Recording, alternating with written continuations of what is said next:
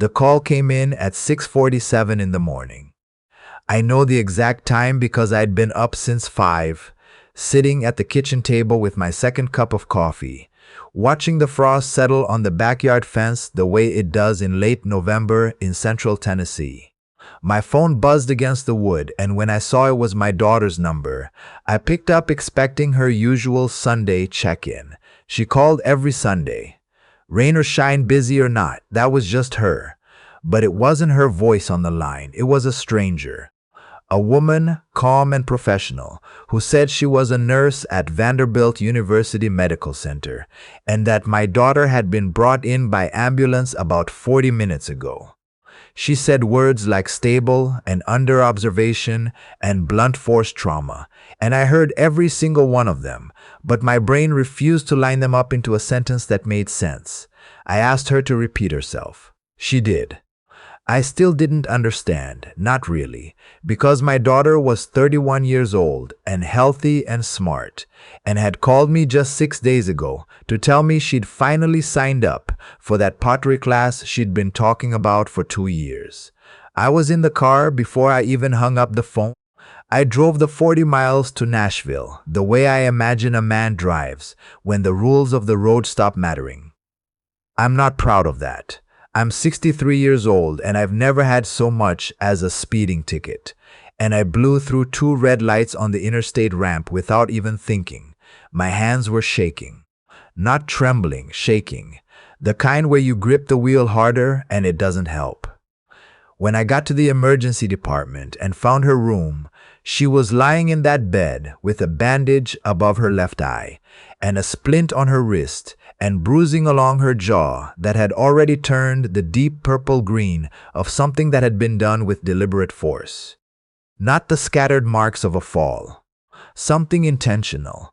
I could tell the difference. I spent 22 years working facilities management for the county, and before that I'd helped my own father through the aftermath of a bad accident. I knew what accident injuries looked like. This wasn't that. She turned her head when I came in, and the look on her face, not pain, not relief, but shame, told me everything I needed to know before she said a single word. "Daddy," she said. I sat down in the plastic chair beside her bed, and I took her hand, the one without the splint, and I waited. I didn't ask. I just waited. My daughter has always needed a moment before she can say something hard. When she was 9 years old and broke the windshield of my truck with a baseball, she sat at the dinner table for 45 minutes before she finally told me. I learned a long time ago that pressing her doesn't work. You just make space and you wait. "It was Owen," she said finally. "It was my husband. I didn't say anything. He came home Thursday night and something had gone wrong with the deal. I don't know the details. He never tells me the details. He was drinking and I said something and She stopped. She looked at the ceiling. "It wasn't the first time, Daddy. I need you to know that. It wasn't the first time, but this is the worst it's ever been. The worst it's ever been." I sat with those words in my chest like a stone. Not the first time. My daughter had been living in that house, in that marriage, being hurt by that man, and I hadn't known. I hadn't known because she hadn't told me, and she hadn't told me because I would come to understand this later, because she was afraid of what he would do if she did. Owen Lattimore was not a man people crossed. That was something I should have understood before I drove home that afternoon, before I started making phone calls, before I let myself believe that this was going to be a straightforward matter of justice. But I'm getting ahead of myself. My daughter had met Owen 6 years ago at a fundraising event in Nashville, the kind of charity gala where the tickets cost more than most people's monthly rent, and everyone is very concerned about appearing to care about the right things. She'd been working as a project coordinator for a nonprofit that organized after-school programs in underserved neighborhoods across Davidson County. Owen had been there representing his family's development company, Lattimore Group, which had made a 7-figure donation to the organization and wanted everyone to know it. He was good-looking, I'll give him that. tall, broad-shouldered, the kind of easy confidence that comes from never having had to wonder where the money was coming from. He was 42 to her 25, which bothered me from the start, though I kept that to myself. My wife, my daughter's mother, who passed from ovarian cancer 8 years ago, she used to say that when a man that much older pursues a woman that much younger, you have to ask yourself what kind of equal partnership he's really looking for. I thought about that a lot after the wedding. I thought about it even more sitting in that hospital room. They got married 2 years after they met, at a venue out in Franklin with 400 guests and flowers that cost more than I make in 3 months. I paid for my suit. Owen's family paid for everything else, and they made sure you understood that. His father, a man named Clifton Lattimore, not Cliff, always Clifton, ran the development company his own grandfather had built up after the war, and he ran it the way he ran everything else in his life, which was to say with the absolute conviction that his preferences were the only ones that mattered. Clifton was 74 years old and had the kind of physical presence that comes from spending decades in rooms where no one ever told him no. He was not warm to me. From the first time we met, at a dinner at his house in Belmead, he looked at me the way a man looks at something he's tolerating until he can find a way to remove it. I'm a retired county employee from Murfreesboro. My house is worth $240,000, and I'm proud of every penny I put into it over 30 years. My daughter grew up riding her bike in a cul-de-sac and helping me build raised garden beds in the backyard, and going to public school with kids whose parents drove pickup trucks and worked double shifts. I don't say any of that as an apology. I say it so you understand what Clifton Lattimore saw when he looked across that dinner table at me. He saw someone who didn't belong in his family. He was cordial enough, in the way that people are cordial when they've decided contempt is more efficient than conflict. He asked about my work in a tone that made it clear he found the answer boring before I'd given it. He talked about his company's projects, a mixed-use development in Germantown, a hotel renovation downtown, a residential complex going up near the fairgrounds, with the proprietary pride of a man who believed that building things gave you the right to own the city they were built in. His wife, a thin, quiet woman named Eugenia, smiled and refilled water glasses and said almost nothing the entire evening. My daughter watched me from across the table with an expression I didn't know how to read at the time. I understand it now. She was watching to see if I was going to make a scene. She was watching because she already knew, even then, what the stakes were. The marriage was difficult from the beginning. My daughter told me this in pieces, over the months that followed her hospitalization, as she slowly let me into the parts of her life she'd kept hidden. Owen controlled the finances completely. She had no access to their joint accounts, no credit card in her own name, an allowance deposited weekly into a checking account that he could review and revoke at will. She had stopped working at the nonprofit 18 months after the wedding, at Owen's insistence. He called it a practical decision. He said her salary was irrelevant compared to his, and that between managing the household and attending the events that his professional life required, she wouldn't have time. She'd believed him, or she'd told herself she believed him, because the alternative was to look directly at what was happening. The hitting had started in the 3rd year. It was always preceded by drinking and always followed by apology, and the apologies had become part of the pattern in a way that made them feel, for a while, like evidence that it wasn't really that bad. That's how it works. I didn't understand that then. I've learned a lot in the past year. After I left the hospital that first day, I drove home and I sat in my kitchen and I tried to think clearly. My first instinct was uncomplicated. I wanted to drive to Owen Lattimore's house and knock on his door and make clear to him, in terms he could not misinterpret, that what he had done was going to have consequences. I'm not a violent man by nature, but I am a father, And there is something that happens in a man's body when he learns his child has been hurt that overrides almost every other consideration. I sat at that kitchen table for 2 hours working through that instinct until I'd exhausted it. Because here is what I knew about Owen Lattimore. Even then, he had money, he had lawyers, and he had a father who had spent 50 years learning how to protect the family name from anything that might threaten it. If I walked up to that door with nothing but anger, I was going to lose. My daughter was going to lose. And the one thing I was absolutely certain of, sitting in that kitchen with my coffee gone cold, was that I was not going to let her lose again. So I made a different kind of phone call. I called a man named Roy Decker. Roy and I had worked together at the county for 15 years before he retired and started doing private investigative work, mostly insurance fraud cases, some domestic matters. He was 67 years old and methodical in the way that only people who've spent decades doing careful, unglamorous work can be methodical. He lived over in Smyrna, drove a 12-year-old Tacoma, and had the kind of quiet competence that doesn't advertise itself. "Tell me everything," he said, when I'd explained enough for him to understand the situation. I told him everything. He listened without interrupting for a long time. Then he said, "You know who this family is." "I do. You know this isn't going to be simple." "I know." "All right," he said. "Let me see what I can find." What Roy found over the next 3 weeks was more than I had expected and worse than I had feared. Owen Lattimore had a history. Not a public one. The Lattimore family had been very careful about that.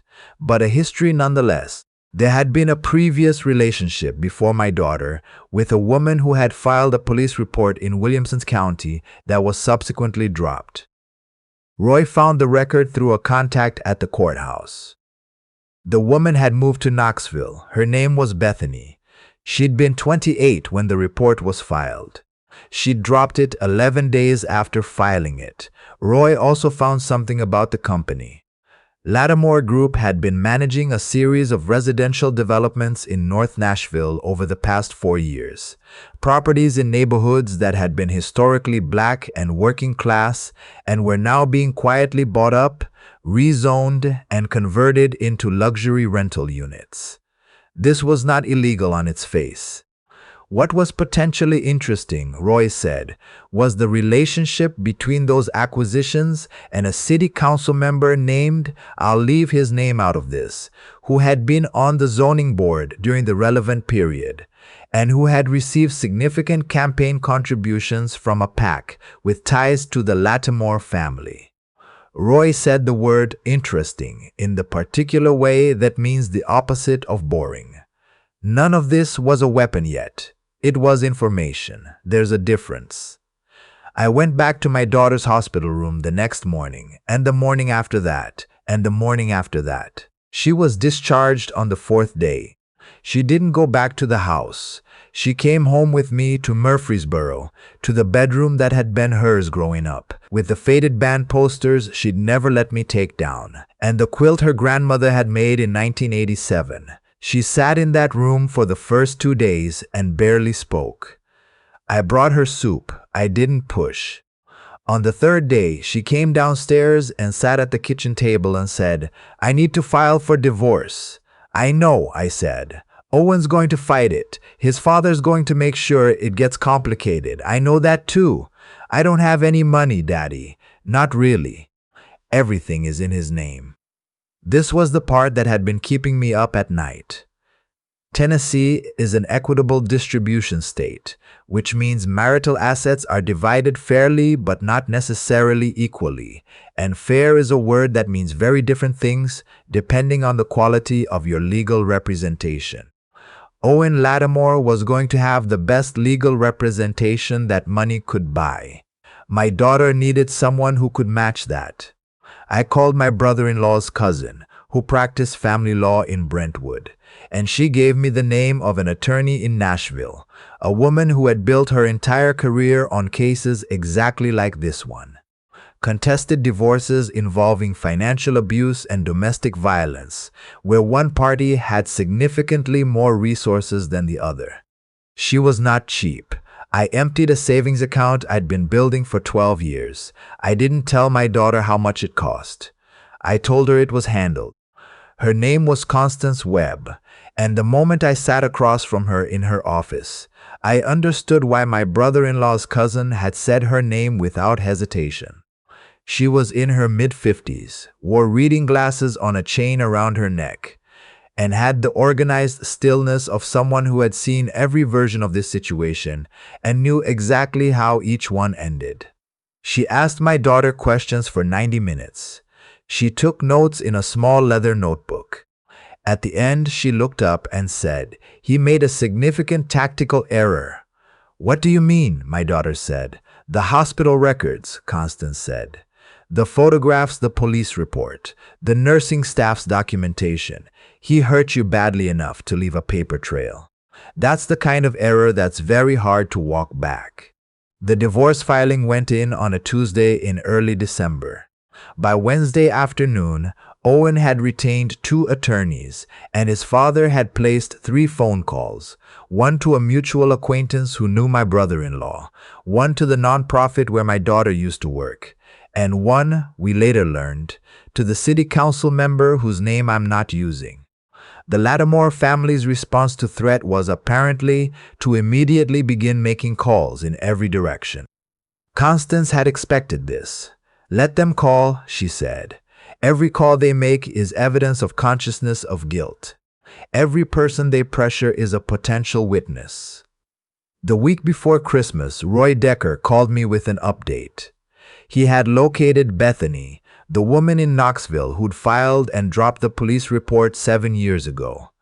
He'd reached out carefully through an intermediary, explaining the situation. She had not slammed the door. She had said she would think about it. 3 days later, she called him back. Bethany was now 35, worked as a physical therapist, and had spent 7 years trying to put what had happened to her in a box and close the lid. She dropped the report because Owen had come to her with an attorney and a settlement offer, and, she said, a look in his eyes that she understood as a promise. She'd been 28 and alone and afraid, and taking $50,000 and moving to Knoxville had seemed like survival. She said she was tired of surviving it alone.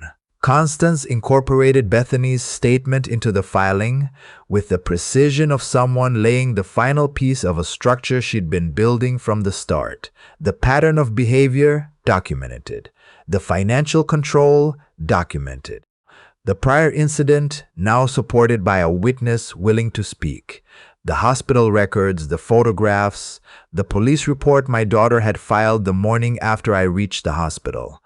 Clifton Lattimore's response was swift and I thought revealing. He called me directly. I don't know how he got my number. It was a Sunday afternoon in January, 2 weeks after the holidays, and I was out in the backyard turning over the garden beds for the winter. When my phone rang with an unknown Nashville number, I answered it. He didn't introduce himself. He didn't need to. "I'd like you to consider," he said, in the voice of a man who had never seriously entertained the possibility that what he wanted and what would happen were different things. "What you're actually trying to accomplish here. Because you're a practical man, I assume. And practical men understand that there are fights worth having and fights that cost more than they're worth." I let him finish. "Clifton," I said, "not Mr. Lattimore, not sir, just his name. My daughter spent 3 years in a house with your son being hurt. She came out of it with a fractured wrist and a concussion and bruising that took 6 weeks to fade. I'm not sure what kind of practical calculation you think applies to that." Silence. "The offer on the table," he said, "is generous." "She's not interested in generous," I said. "She's interested in fair." He hung up. What happened next took 4 months, and I won't pretend it was clean or easy, or that there weren't days when I sat in that kitchen and wondered if we'd made the right choices. The legal process is slow and expensive and full of moments where the right outcome feels very far away. Owen's attorneys filed 3 separate motions to exclude evidence. 2 were denied. 1 was partially granted and then effectively reversed on appeal. Constance said this was normal. Normal felt terrible. The council member, whose name I won't use, became, as Roy had suggested might happen, a significant problem for the Lattimore family entirely separate from the divorce. The connection between the PAC contributions and the zoning decisions had been noticed by someone at a Nashville newspaper who had been looking at North Nashville development patterns for an unrelated story. The story ran in March. It named Clifton Lattimore by name and referenced Lattimore Group's acquisition patterns extensively. The council member announced he would not seek re-election 2 weeks later. Clifton hired a crisis communications firm. None of that was my doing. I want to be clear about that. I didn't call the newspaper. I didn't give anyone anything. Sometimes things come undone on their own when they were only held together by the assumption that no one was looking. The divorce was finalized on a Friday in late April. My daughter was awarded the marital home, a property in Green Hills worth just over $1 million, along with 5 years of spousal support and a settlement that reflected her contributions to the household over the course of the marriage, financial and otherwise. The financial abuse documentation had been essential to that calculation. Owen kept his share of the company equity and his personal accounts. He did not contest the final terms, which Constance said was telling. She said people who expect to win don't settle. Bethany sent my daughter a text message the day the divorce was finalized. I don't know what it said. My daughter didn't show me, but she cried when she read it, the good kind of crying, the kind that releases something rather than expressing it. Owen Lattimore did not go to prison. I want to be honest about that. The assault charge that came out of the November incident resulted in a plea agreement, a class of misdemeanor, probation, mandatory counseling, and a domestic violence finding that will follow him professionally for a very long time. His attorneys argued for expungement eligibility. The judge was not interested. It is not everything I wanted. It is something. And something, built carefully and documented properly and pursued without anger overtaking strategy, is more than the nothing we would have had if I'd driven to his house that first morning with nothing but fury and a father's need to make the pain stop. My daughter sold the Green Hills house in June. She said she didn't want to live somewhere that felt like a settlement. She found a house in East Nashville, a 1940s bungalow on a street with big trees and neighbors who had dogs and kept gardens, and she put down a significant down payment and signed the papers herself and called me afterward from the front porch, laughing. "It needs a lot of work," she said. "That's the best kind," I said. I drove up the following weekend with my tools, and we spent 2 days replacing the kitchen faucet, fixing a section of the back fence, and pulling up the overgrown rose bushes along the front walk that had gone to thorns. She made coffee. We listened to the radio. The neighborhood was quiet and smelled like cut grass and somebody's dinner cooking and all the ordinary things that make up a life that belongs to you. On Sunday evening before I drove back to Murfreesboro, she hugged me in the driveway and held on longer than usual. She's not a person who holds on long. She gets that from me. "I'm sorry I didn't tell you sooner," she said into my shoulder. "You told me when you could," I said. She pulled back and looked at me with her mother's eyes. Same shapes, same steadiness, same way of looking at you like she's checking whether you mean it. "I've been thinking about going back to work," she said. "Not the nonprofit, something new. There's an organization in town that does legal advocacy for domestic violence survivors. They need a program director." I didn't say anything for a moment. "Your mom would have said that was exactly right," I told her. She nodded. She knew. I drove home in the dark, through the Middle Tennessee hills, past the exit for Smyrna, where Roy Decker lives his quiet, careful life, past the county line I've crossed 10,000 times in 63 years. The frost was gone. It was May, and the trees were fully green, and the night was warm enough to drive with the windows down. There's a thing I've understood, somewhere in the middle of all of it, that I didn't know how to put into words before. Powerful people count on your fear. They build whole systems out of it. The calls they make, the money they spend, the silence they buy. They assume that when you weigh what it costs to fight against what you might win, you'll decide it's not worth it. And sometimes that calculation is right. Sometimes it costs more than you have. But sometimes you look at your daughter in a hospital bed with a bandage over her eye, and you realize that the cost of not fighting is something you are absolutely not prepared to pay, and you get very quiet and very patient, and you start making the right phone calls.